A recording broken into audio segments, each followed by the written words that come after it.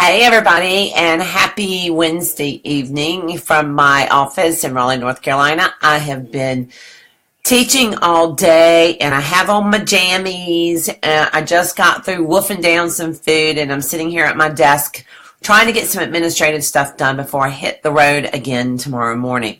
Many of you know that I am on the road a lot, and the way I entertain myself is I listen to podcasts. Lots and lots and lots of podcasts. Every single one of them, I get something. And of course, I have some of my very favorites. But the reason I'm popping on here tonight is because I was listening to a podcast driving yesterday that has kind of stuck with me.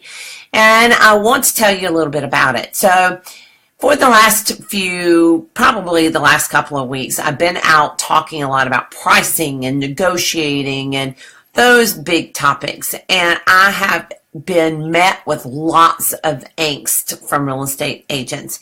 And that angst from real estate agents is all the craziness going on in the market. And I totally get it and understand it. There is a lot of craziness. And so there is a lot of frustration.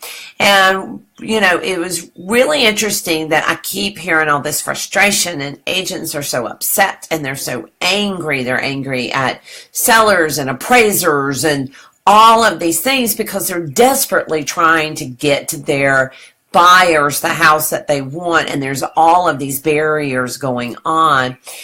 And so I have been listening to this for the last couple of weeks, and I came out of Charlotte or Statesville, I can't remember where, the other day, and I was listening to a podcast. Now, this is not a real estate podcast.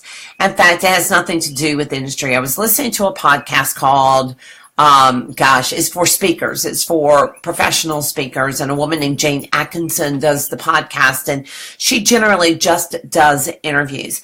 Well, there was this man there called Willie Foley. Willie Foley was the man that I heard the interview with. And this is something he said that really struck me, and it has stuck with me. And so I made the decision I was going to share it with y'all. And that was about the benefit of the struggle. And he talked about how when he looks back, and he's a very successful speaker, when he looks back, there were all these struggles that he had. And every time he hit a new level, he had a new group of struggles. And when he hit a new high level, he got another set of struggles. And that it was one set of struggles after another set of struggles after another set of struggles, which of course sounds miserable. But he said that when he looks back at it, he realizes that it was those struggles that got him to the next level. And then he had a group of struggles that got him to the next level, and a group of struggles that got him to the next level. And he tells the story of the little boy in the forest who sees the cocoon, and the butterfly is struggling to get out of it. And so the little boy opens up the cocoon to let the butterfly out, to make it easy for the butterfly.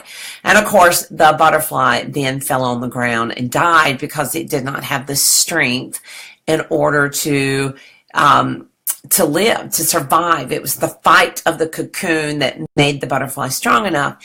And, I was listening to the story, and I was listening to him talk, and I was thinking to myself, you know what? There's all these struggles in the real estate market right now. Of course, there's always struggles in the real estate market, but particularly it feels like there's a lot more frustration. And it just dawned on me after listening to him that isn't that the beautiful thing about real estate? That every time we hit a new set of struggles, then we have the opportunity to raise our skills, to become better, to find different ways, to be more creative. And that struggle elevates us to our next level. And I really felt like I needed to pass that message on because there's so much struggles going on out there in the real estate market. So here is my challenge for you. My challenge for you is to think about the struggles you have going on, and what are the opportunities to up your game? What are the opportunities to be a better agent, to have a better business because of these struggles? There's absolutely no growth that takes place with contentment. Absolutely none. It only takes place when we have a struggle going on. So how can you turn your struggles into a better business, a better skill set, and a better life.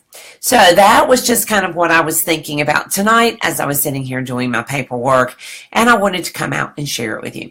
So give me some feedback on that, by the way. What struggles do you have right now that you can turn into something good? I hope to hear from you.